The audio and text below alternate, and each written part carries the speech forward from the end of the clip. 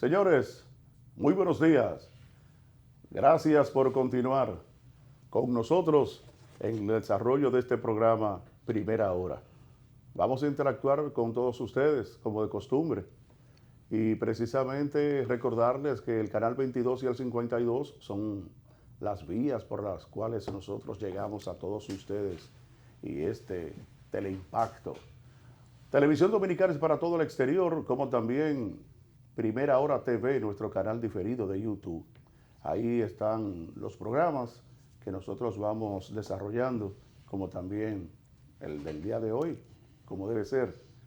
Es el interés de nosotros compartir con todos estas informaciones, comentarios, entrevistas, opiniones, reportajes, noticias, muchas cosas de lo principal que acontece en la República Dominicana.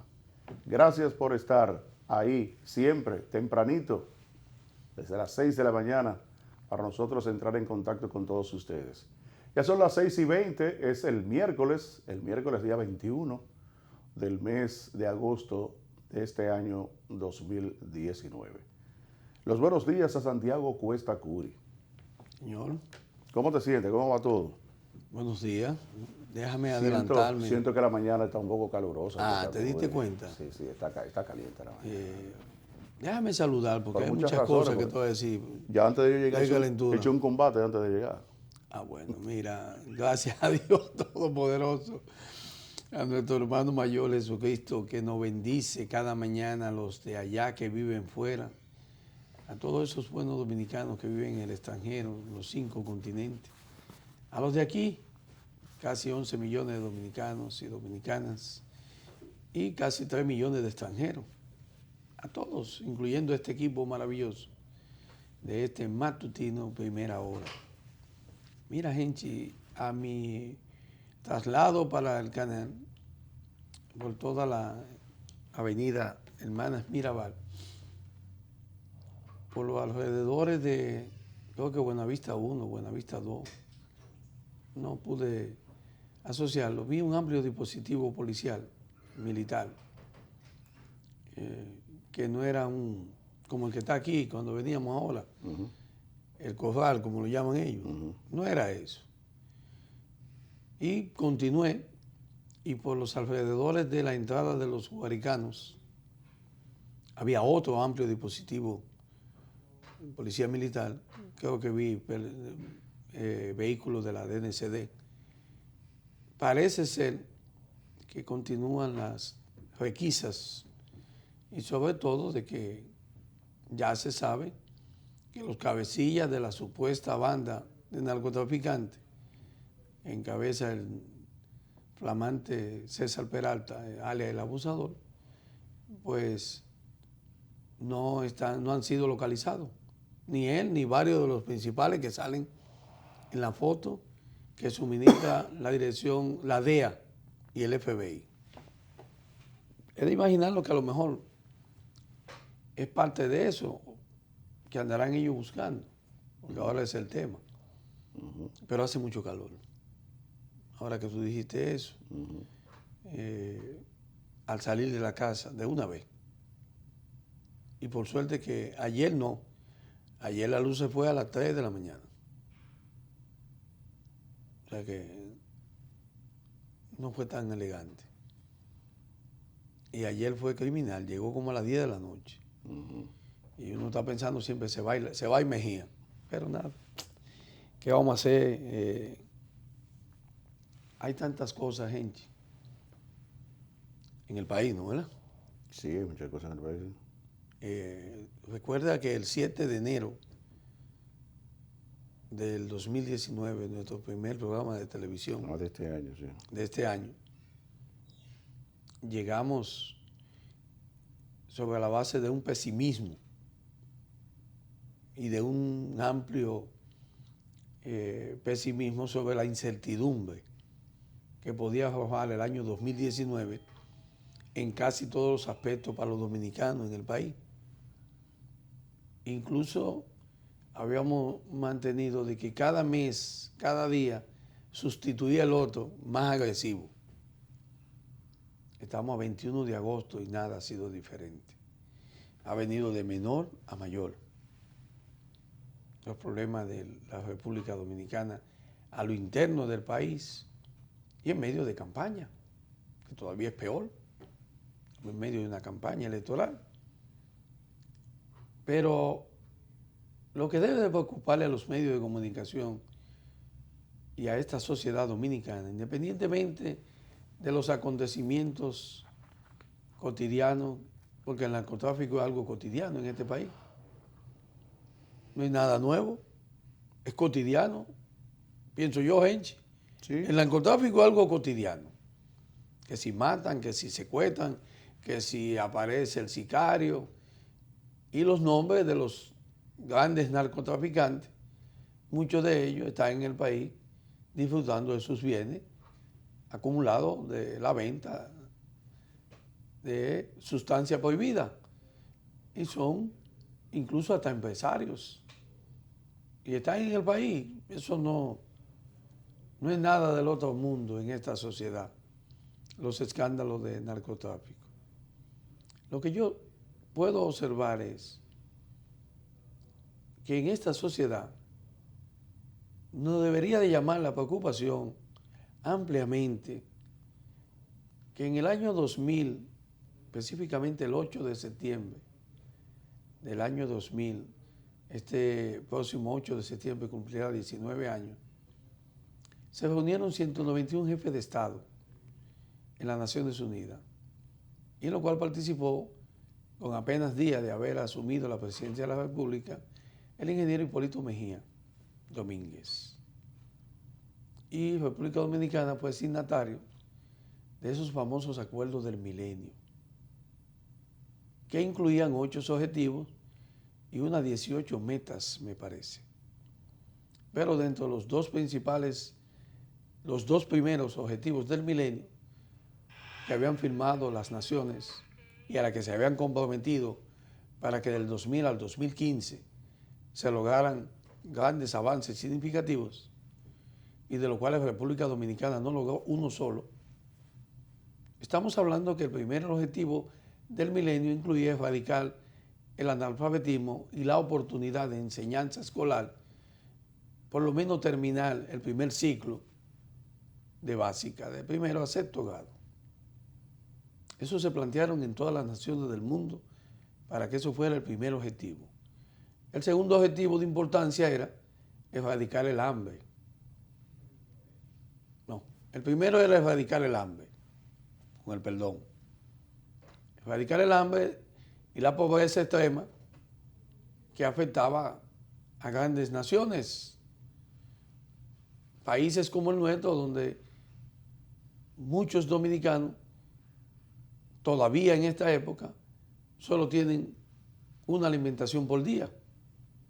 No tienen el derecho a desayuno, comida y cena, como debe de ser. Y todavía, en la época donde se hablaba de erradicar la extrema pobreza y el hambre, incluía que en nuestro país, al igual que muchos, que es el caso de la extrema pobreza, personas que viven con menos de $2 al día. En esa época, $1 rondaba los 17 pesos dominicanos cuando se firmó. Hoy ronda los 51.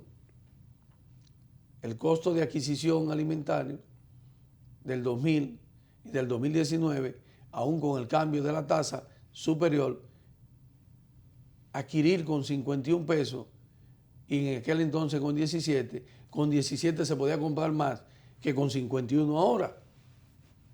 ¿Qué cosa es la vida? Acaba de decir la FAO que los países latinoamericanos y del Caribe, y nosotros somos parte del Caribe, el hambre se ha recrudecido y ha aumentado, y hay alrededor de 39 millones de personas que padecen hambre en el continente latinoamericano, incluyendo el Caribe.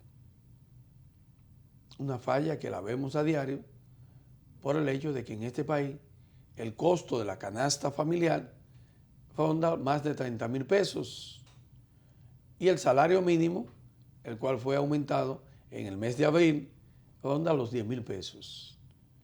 Estamos hablando, es un tercio de lo que tienen las personas conforme a lo que es el costo de la canasta según el Banco Central.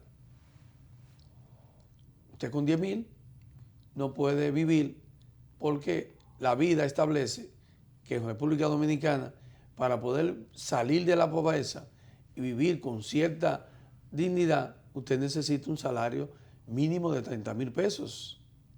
No se tiene, porque la gran mayoría, aparte de que es un mercado informal en más del 50%, estamos hablando de que poder tener un salario de 30,000 pesos es algo imposible.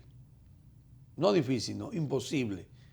En una economía como la nuestra, sin embargo, hay personas que tienen la capacidad de tener no la canasta familiar de 30,000, sino hay personas que tienen 10, 20, 30 y hasta 40 veces la canasta familiar en salario. Fíjense qué distorsión más grande.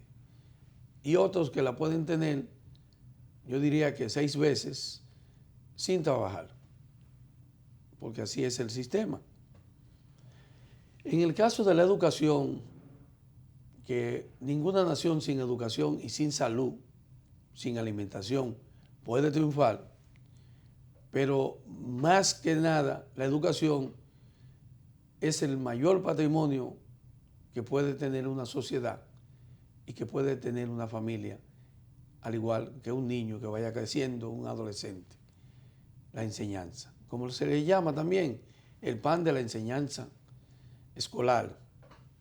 Miren, da pena que después de 6 años ininterrumpidos del país, de haber luchado para lograr que se colocara el 4% para la educación, siendo el mayor presupuesto de cualquier institución que tenga el país, lo que ha sucedido con ese 4% y la propia educación da pena y vergüenza. El país ha tenido 3 ministros de educación que han sido quienes han manejado cientos de miles de millones de pesos para la aplicación de la educación de los dominicanos, de nuestros niños y niñas. ¿Y qué ha acaecido con esto? Bueno, Josefina Pimentel había sido ministra de Educación hasta la llegada al gobierno del presidente Danilo Medina en el 2012. Al iniciar casi el año escolar 2012-2013, fue sustituida por Carlos Amarante Baré. Bueno, este señor, sin ninguna hoja de servicio educativo ni preparación en esos términos, pero vino a manejar grandes fondos. ¿Y qué pasó en la gestión de este señor? Los escándalos más extraordinarios en compra de terreno y en sobrevaluación de escuelas. Entre él, como ministro de Educación, y el señor Omar Guevara, quien estaba en el área de estructuración y reparación de las escuelas, uno hubo que sustituirlo y el otro tuvo que dimitir él mismo por los escándalos de corrupción. Ahí están en los periódicos. Los avances fueron negativos en términos de la preparación con esos fondos para nuestra clase docente, al igual que para el mejoramiento y estabilidad de las escuelas. Muchas de ellas construidas en terrenos sobrevaluados de una manera exagerada. Había una señora que fue denunciada y que fue a la cárcel por un terreno que casi 100 millones, y ella acusaba al ministro de que le había dado la mitad y él se había quedado con la mitad. Un desastre. Se compraron 978 cocinas porque se entendía que era mejor en cada pueblo establecer el sistema de alimentación y de tandas extendidas y acondicionar las escuelas que se iban a construir con cocinas para que el personal docente tuviera un personal preparado para cocinar la alimentación de los niños y niñas, para las tandas extendidas y para el desayuno escolar, lo que garantizaba reducción de gastos y sobre todo garantía en la higiene y la alimentación de los niños y niñas. Todavía está la fecha que nadie sabe dónde fueron a parar 978 cocinas con una inversión de más de 2.000 millones que el ministro Carlos Amarante Barré ejecutó durante su paso por el Ministerio de Educación. Nadie sabe, igual que los escáneres, dónde están. En el caso de la Junta Central Electoral, y un costo de 40 millones de dólares. Lo mismo pasa con las cocinas. Ambos casos se dicen que está en un almacén en la avenida Luperón y donde se paga. Almacén que nadie sabe dónde está. Incluso se habla que muchas de esas cocinas fueron a parar al restaurante y a otras cosas que fueron vendidas adicional. Nada de eso ha podido demostrarse, pero el Ministerio de Educación, nosotros le hicimos una comunicación basado a la ley 200-04 de información pública, derecho, y el ministro entonces, Andrés Navarro, no fue capaz de darnos la información correspondiente. La ocultó, la negó, aún violando la ley, porque así es que se manejan los ministerios. ¿Qué ha pasado después de Amarante Barré en educación? Bueno, los escándalos que trajo el nuevo ministro cuando dijo que Amarante Barré tenía un clientelismo político con la asignación de un plumazo de los directores distritales y los directores regionales de educación. Eso fue un escándalo con la ley. Se le apoyó a ese ministro de que debía de ser por concurso. No se quería que fuera por concurso porque quienes estaban a cargo de esos puestos, como era el caso de el ex presidente de la ADP, el diputado Hidalgo, quien su esposa era la directora regional del distrito, y tenían cada cosa y se oponían, porque solo en este país un diputado puede ser también presidente de una ADP, de una asociación de profesores, y ocupar 2 cargos y 2 salarios y todos los beneficios que pueda haber, porque aquí las leyes no se respetan, y más con el partido de gobierno, PLD, donde se entendía que el sustituto de Camacho, siendo diputado y presidente de la ADP, tenía que ser también uno del PLD. Y así se mantuvo Hidalgo. Y acusó el ministro Navarro al anterior ministro de muchas cosas que no fueron regulares. Y sobre todo mandó a que la construcción de las escuelas se saliera del Ministerio de Educación y fuera directamente al Ministerio de Obras Públicas. Los fondos asignados en el 4% para la construcción de escuelas están en el Ministerio de Obras Públicas, se transfieren. Por tanto, el responsable de las escuelas desde el 2016, cuando llega Andrés Navarro, estos pasan a formar parte de los fondos de obras públicas. Como se hizo también con los fondos de construcción de hospitales del Ministerio de Salud Pública, fueron transferidos también en el 2016 a la Oficina de Obras Supervisoras del Estado, la OISOE. Es quien tiene los fondos de salud pública y por eso es quien es responsable de la reparación y del alto costo y de toda la corrupción que se está haciendo con la construcción de hospitales. Como el caso de, para llamar nada más uno la atención, acuérdense del Darío Contreras, y sobre todo lo que significó el Moscoso Puello y lo que se está viviendo con el Arturo Logroño, con el abandono, con tiempo indefinido de reparación y todavía no se concluye. Y ni hablar del José María Cabrera Ibáez, que lleva alrededor de más de 10 años y no hay forma de que se termine. 10 no, lleva mucho más. Pues en el caso que estamos hablando, Andrés Navarro saca los fondos, lo transfiere al Ministerio de Obras Públicas y todos recordamos que antes, cuando estaba Amarante Baré, había una vista pública y unos concursos y se sacaban como el sombrero de los magos, ganó fulano y se le asignó tal escuela.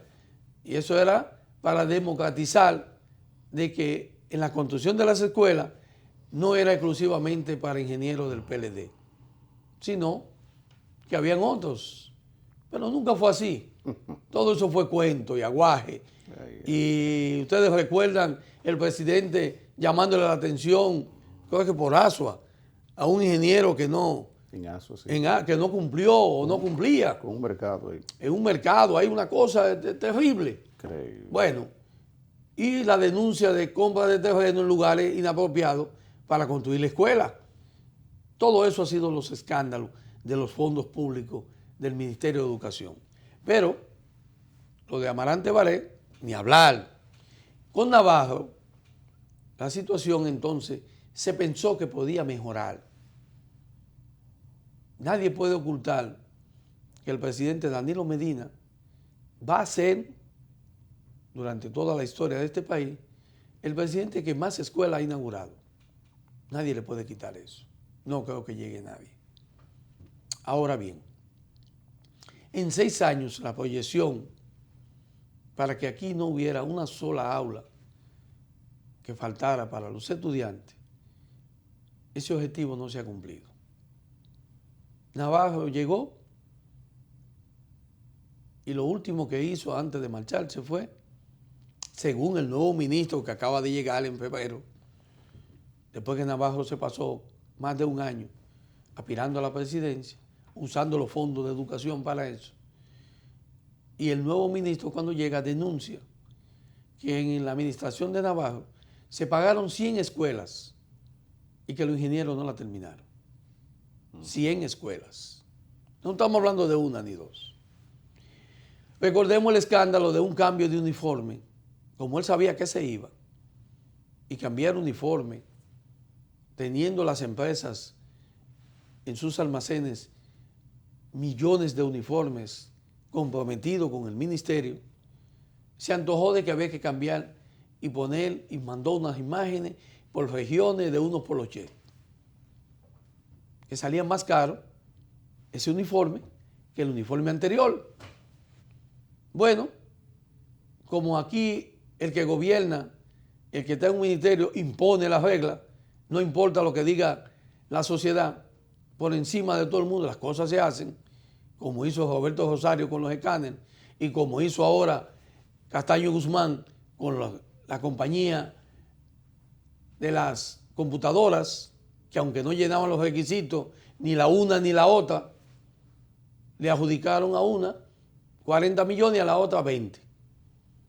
Porque aquí no se respeta nada. Y más si hay comisión por el medio, que todos lo sabemos. ¿Qué pasó con Andrés Navarro? Bueno, que armó su lío con los uniformes y dejó instalado todo eso porque sabía que se iba. Dejó su lío con las escuelas. Y el que llegó, Antonio Peña Mirabal, a su llegada denunció todo. Es más, ni le entregó. Él recibió de parte del exministro nada y denunció que ni siquiera el ministro a su salida le entregó el despacho y todo lo que había. Se huyó. Ahí vinieron muchas denuncias de cargos paralelos que tenía el señor Navarro al clientelismo. Este lo sustituyó porque el que ocupaba el puesto que sabía, él le puso otro. Mientras el otro ganaba el mismo dinero, o quizá menos, pero tenía otro al lado, solo en este país, usando el dinero, duplicando las nóminas para un mismo cargo. Eso hizo Navarro. Se marcha. Ahora inicia el año escolar y tenemos la misma deficiencia desde la era de Balaguer. La deficiencia en la era de Balaguer, ¿cuál era? ¿Había escuela? Sí. Se daba desayuno escolar en un tiempo, después no. ¿Faltaban escuelas para los estudiantes?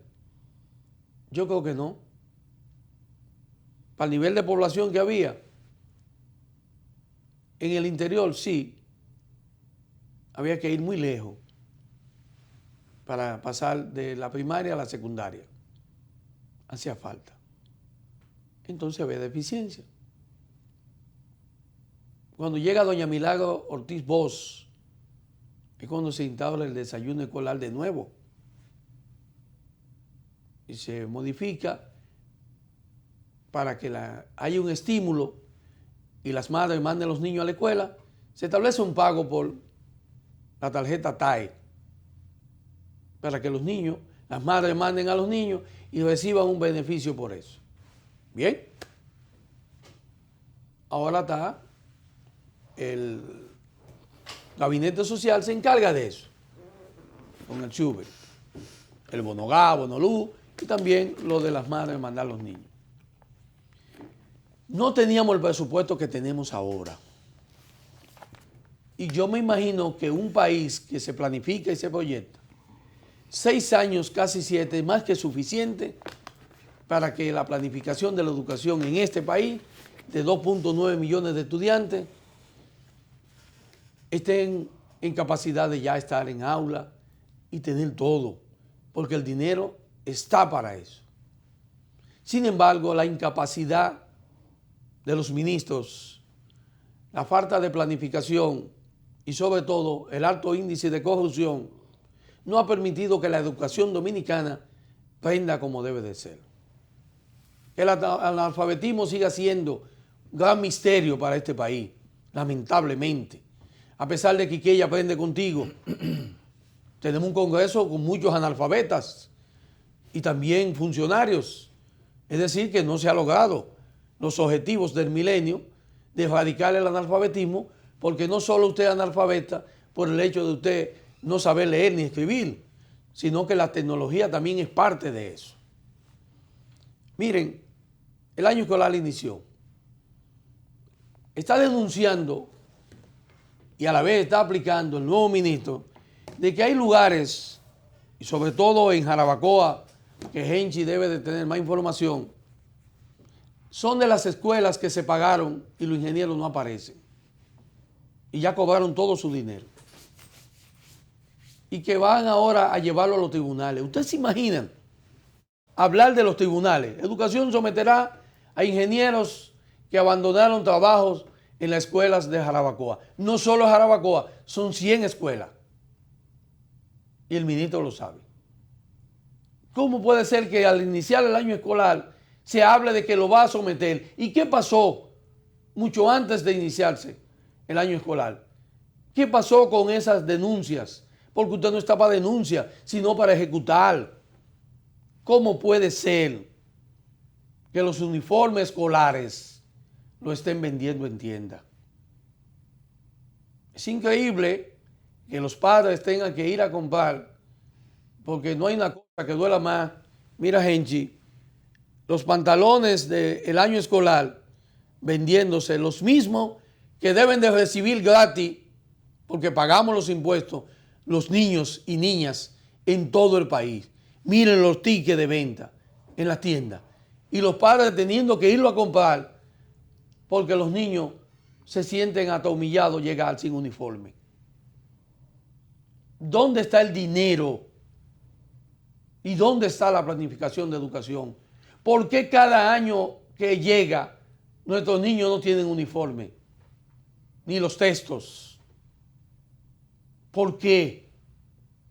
¿Por qué no hay una capacidad de producción si ya se sabe cuál es el uniforme y las empresas que lo hacen? ¿Qué gran negocio hay con las tiendas? ¿Y por qué las tiendas venden uniformes? Uniformes que son establecidos por el Estado para ser donados a los niños. ¿Cómo una institución privada puede vender lo que corresponde al Estado, a todos los dominicanos? ¿Cómo puede una tienda vender un pantalón con el logo de la institución que debe de entregar gratis el uniforme? ¿Acaso no es una violación? Usted vender con el logo del Ministerio de Educación un uniforme que es donado por la sociedad dominicana, por nuestros impuestos. Es un país sin régimen. El gobierno no tiene leyes.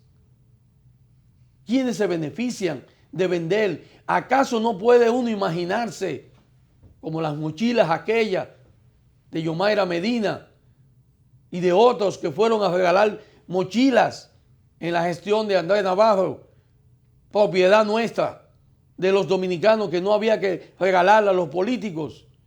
Ahora tengo información de que muchos uniformes que se están vendiendo en tiendas son los mismos uniformes que nosotros estamos pagando y que desde el ministerio lo están sacando. Es una denuncia que estoy haciendo para que el ministro tome acción en eso.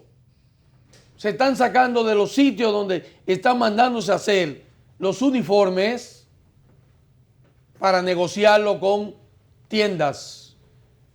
La escasez en las escuelas y los padres tienen que irlo a comprar a las tiendas.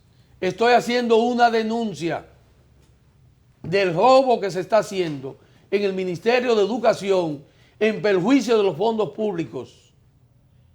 Es una denuncia que el ministro de Educación tiene que investigar. Y aquí nada se investiga. Se están robando los uniformes y lo están vendiendo y se lo están llevando a las tiendas para que lo vendan. Hasta eso tenemos que aguantar. Mientras los medios de comunicación, Educa, que está para supervisar, nadie habla nada y callan.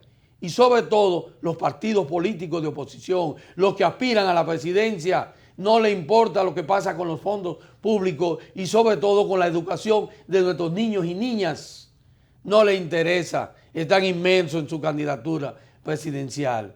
No tienen que ver nada con el año escolar, ni con nuestros niños y niñas. Eso no es de interés, ni para los medios de comunicación.